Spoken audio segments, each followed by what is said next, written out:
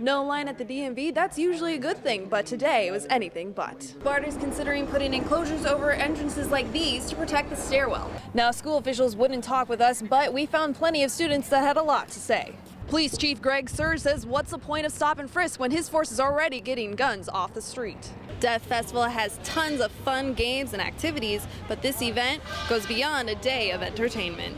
What used to be a beautiful, pristine pond has become overrun with this green stuff. Now, some of this produce is conventionally grown like this tomato here, and others are organically grown like this one, which is also known to be a little bit pricey. Police cleared the scene here only a few hours ago, but not before retrieving a body out of the water.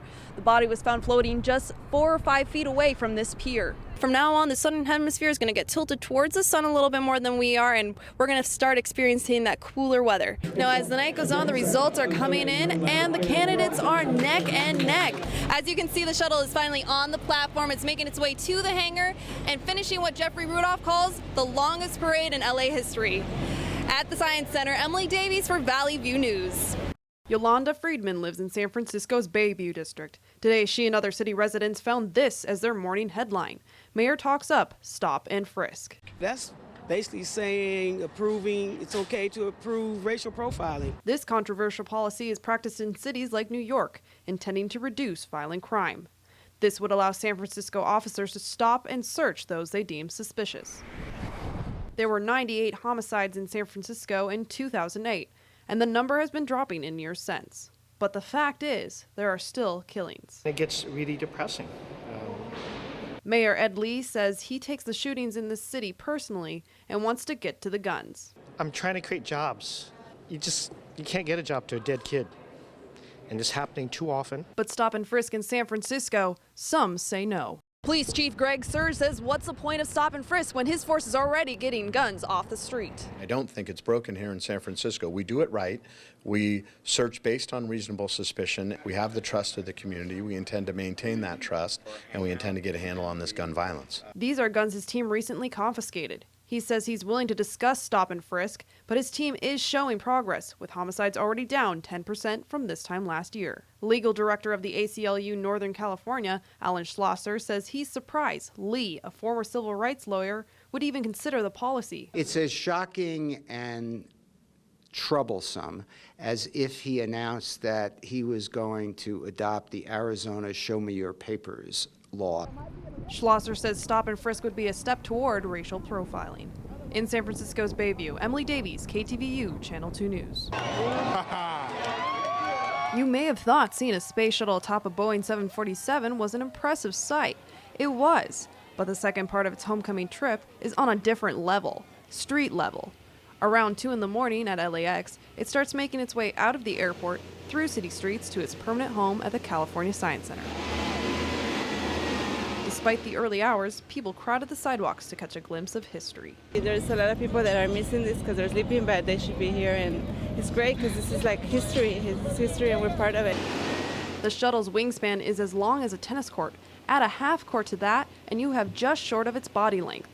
It took 9 months of planning to remove signs, trees, and other obstructions, as well as fortifying streets to take the weight of Endeavor. On top of that, the shuttle can only move at most 2 miles an hour, taking it nearly 6 hours to reach its first stop here in Inglewood. The venture has rung up quite a bill too, but donors like Linda Ocean and her late husband's foundation gave generously. It's my husband's love: astronomy, space, travel, math, children, inspiration. It's everything that he loved rolled into one. The Science Center has received about half of its $200 million fundraising goal. This will pay for building the ship's temporary hangar and constructing a new permanent building. CSC's president Jeff Rudolph says the arduous trip is worth it. Kids wanting to become astronauts, wanting to study science, and that's what we're really in this for. Now, the shuttle Endeavor is just taking a little pit stop. It's going to stay here for about 9 hours before it gets back on its trip to the California Science Center. In LA, Emily Davies for Valley View News. It wakes you up in the morning, that's for sure. San Francisco BART riders like David Schwabe are getting a good whiff of pools of human waste sitting in escalated machinery at the Civic Center station. Homeless people can be found throughout the station, and with limited public restroom facilities, BART spokesman Jim Allison says they sometimes get desperate. There are people who sometimes go into the escalator wells, stairwells, and sleep there because they have nowhere else to go apparently, or feel they have nowhere else to go. And sometimes, of course, they go to the bathroom. The grates at the bottom of the escalators are not sealed, and the waste simply slips through and piles up. Recently, BART engineers went to work on one of 9 broken escalators and discovered so much waste, a hazardous material crew had to be called in to clear it out. The general consensus? It's nasty. Nasty. My dog. Nasty. Yeah. Police say they have difficulty stopping this because offenders must be caught in the act in order for them to give a ticket. But many people seem sympathetic and say the lack of facilities is the real problem. The bathroom facilities for the homeless, there aren't any, and you can't use the restrooms that normal people use because they won't let you. Allison says the escalator problem is only a symptom of a bigger issue. We have to look at the homelessness issue in a holistic way.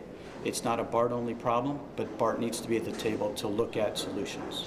BART is considering putting enclosures over entrances like these to protect the stairwell. In San Francisco, Emily Davies, KTVU, Channel 2 News.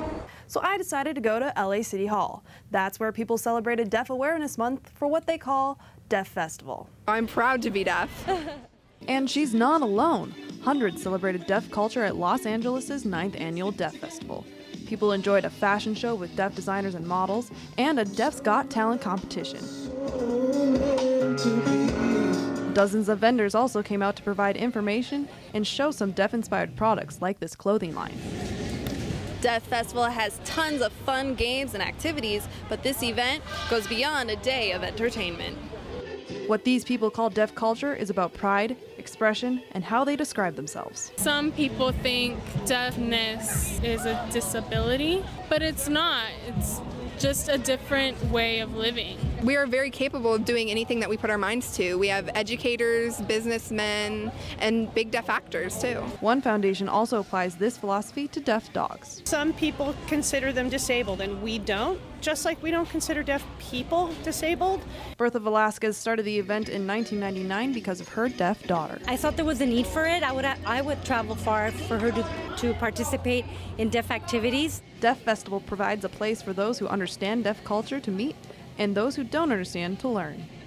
So it's just about don't be scared to, write something down or just try to communicate with us. A lot of us can lip read, but some of us can't. And it's not a struggle just to write things down, so don't be afraid to approach us. From LA City Hall, Emily Davies for Valley View News. The CSUN women's soccer team captures its first Big West Conference title. Emily Davies is going to tell us all about it and more. Hey, Emily. Hey, Mark. Yeah, that's right. The Lakers went into the game against Detroit Pistons looking for their first win of the season. Early in the first, Kobe on the fast break with a little shake and bake to put the Lakers up by 6. He messed around and nearly got a triple-double with 15 points, 7 rebounds, and 8 assists.